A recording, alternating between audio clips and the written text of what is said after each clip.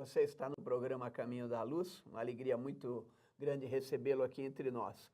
E nós estamos batendo um papo hoje aqui com referência à questão da bolha imobiliária no Brasil. Para isso, nós trouxemos um amigo, um consultor e gestor em planejamento, um homem que entende essas questões do investimento pessoal e corporativo, para nos falar um pouquinho sobre essa questão da bolha imobiliária.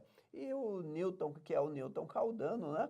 O Newton, que está aqui conosco, estava falando aqui, Newton, que com a geração de tantos recursos, de tantas possibilidades de financiamento de imóveis que foi nos dado nos últimos anos, porque eu me lembro que meu pai, quando comprou o seu terreno, né? Antigamente se comprava-se terreno, né? Não havia venda de residências, havia apenas venda de terrenos financiados pela própria incorporadora. Você fazia aquele carnezinho de 60 meses, né? Então era algo muito incipiente, sem controle. Mas hoje, praticamente, a Caixa Econômica Federal, ela quase que detém aí grande parte desse financiamento. E automaticamente, como nós estamos falando, gera um poder de compra maior, gerando um poder de compra maior, geram outras coisas, como a Soraya falou, você vai comprar televisão, você vai comprar o móvel novo, você vai mobiliar aquela casa, e isso gera uma inflação. Fala um pouquinho, continua a falar um pouquinho para nós sobre isso. Uma coisa vai puxando a outra, né? Como eu estava falando para a Soraya, que o mercado a nossa construção civil é um mercado extremamente importante para o governo, para nós, para a nossa economia, porque ele dá esse impulso, né? As pessoas têm o acesso, vão comprar casa, querem trocar os seus móveis, querem comprar outros eletrodomésticos, querem uma ter casa uma sacada nova. gourmet, né? Exatamente. Com a churrasqueira. E começam a consumir outros produtos também. Então não deixa de ser um mercado extremamente importante para nós. Então foi algo salutar ter a abertura do crédito, você ter acesso ao crédito, até por causa de sonho, você conseguir você comprar sua casa própria, as pessoas dar o chamado upgrade, é extremamente importante. Agora também tem esse lado, né, Carlinhos? A gente tem que sempre pensar nesse lado da inflação, porque também o governo tem que estar muito atento. Isso é extremamente importante, porque se a gente começa a ter índices de inflação extremamente desregrados, a gente começa a perder tudo que a gente construiu. Né? Nós estamos aí 25 anos em plano real, sim, com uma economia... tudo vai se desvalorizando. Exatamente. Aí pode começar a vir o formato da bolha, porque você tem a ruptura abrupta do crédito, porque aí começa a ter inadimplência, aí o crédito, além de ter a ruptura abrupta, ele começa a ser extremamente mais caro, que é o que hoje não acontece no Brasil, o crédito ainda está crescendo, os índices de créditos estão crescendo. E eu li uma informação dizendo que, pela Caixa Econômica Federal, os financiamentos que são normais, se eu não me engano, de 30 anos, né? A média de pagamento deles é de 15 anos.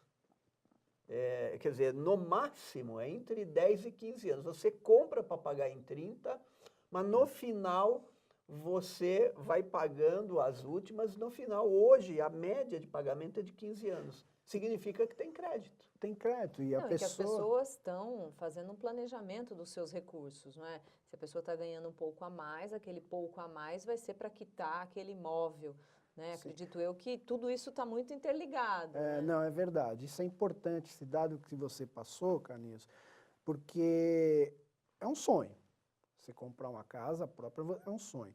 Então a pessoa se prepara para aquele sonho, tem o acesso ao crédito, compra, lógico, tem toda aquela alegria, mas o crédito ele é liberado geralmente para a pessoa comprometer no máximo 30% da sua renda. Então esse que eu falo que é a regulação da CVM, do próprio mercado financeiro. E a pessoa, aquele sonho, então um dinheiro extra, às vezes um 13º, uma férias, um bônus, muitos executivos ganham bônus, ou a própria empresa às vezes faz distribuição de lucros, o que ele vai fazer? Ele vai lá e vai tentar quitar cada vez mais, com menos tempo, a sua casa. Para a instituição financeira isso é bom, para ele também é bom, porque antes, ele está pagando antes aquele imóvel e depois pode até adquirir um outro imóvel ou um imóvel melhor e ele vai ter crédito no mercado, porque é um bom pagador, pagou até antes. Então, é um ciclo vicioso do bem. É uma coisa, um ciclo vicioso do bem mesmo. E o financiamento mais privilegiado é para quem compra o primeiro imóvel. Sim. Né? Isso que a gente tem que pensar. E quando você vai comprar ou o segundo ou trocar, você já tem um como crédito, né? Ou seja, que abate, que você diminui o risco daquilo que você está devendo. Então, realmente vai equilibrando, né? Exatamente, tem esse equilíbrio. Você já tem um algo a mais, que é esse seu já imóvel, que você está colocando num outro imóvel que vai abater do valor que você tem lá.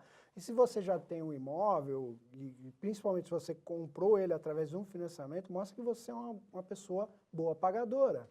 Isso também demonstra para a instituição financeira que você pode até adquirir créditos melhores, índices melhores de taxas, né? Porque você demonstra que você é uma pessoa boa pagadora. O risco cai, que é exatamente o que você falou. Né? Tem esse risco, ele é minimizado, né? Nilton, então, na sua visão, ainda é importante ou vale a pena investir? Porque aí existe diferença, não é? Você comprar a sua casa própria ou ser um investidor. Então, fala um pouquinho pra gente. É diferente uma coisa da outra, né? Sim, sim, sim. Né? Então, vale a pena investir, aquele que já tem a sua casa, investir, comprar um imóvel para alugar, enfim. Ou comprar a sua própria casa. Você falou pra gente que legal é que vá, né? Se planeje e compre, né? Sim, sim. Fala um pouquinho pra gente. Eu acho um mercado extremamente promissor, né? O mercado imobiliário. Lógico, a primeira coisa a pessoa deseja é ter sua própria casa. Adquirindo a sua casa, ela pode encarar o mercado imobiliário como algo de investimento? Sim. Se a pessoa, há 6, 7 anos atrás, tivesse vamos dizer, nessa fase de você investir, ela ia ter ganhado rendimentos bem importantes, né? Eu estou falando de 20, 30, às vezes 40% ao ano. Não estamos mais nessa fase. Ainda bem que não estamos mais nessa fase. Mas mesmo assim, é o que eu falo dos investimentos passivos, Surai. O que é um investimento passivo? Existe o investimento ativo e o passivo. O ativo é aquele que depende do seu trabalho. O seu emprego, a sua empresa, depende do seu trabalho para você estar recebendo a sua renda.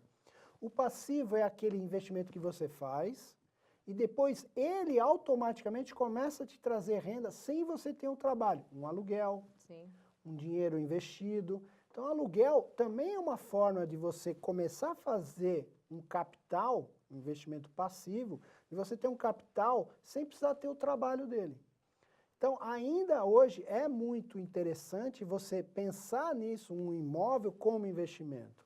É lógico que tem as suas nuances, tem que ser criterioso, mas eu acho extremamente promissor. Porque os nossos pais, né, a gente sempre ouvia falar, nossa, imóvel é a melhor coisa, né?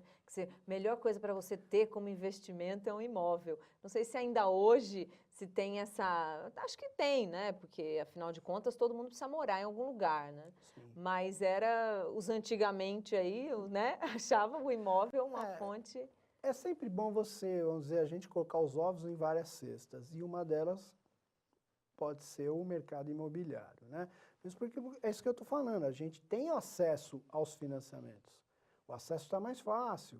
Então, se você hoje já tem a sua casa própria, quer construir os investimentos passivos que eu falo, e quer olhar para o mercado imobiliário, você tem o acesso ao financiamento daquele imóvel, e automaticamente, se for uma coisa criteriosa, se você olhar de uma forma criteriosa, saber como investir, pegar um profissional que possa te orientar, você vai receber uma renda em cima daquilo e com a renda você pode pagar o financiamento. Sim.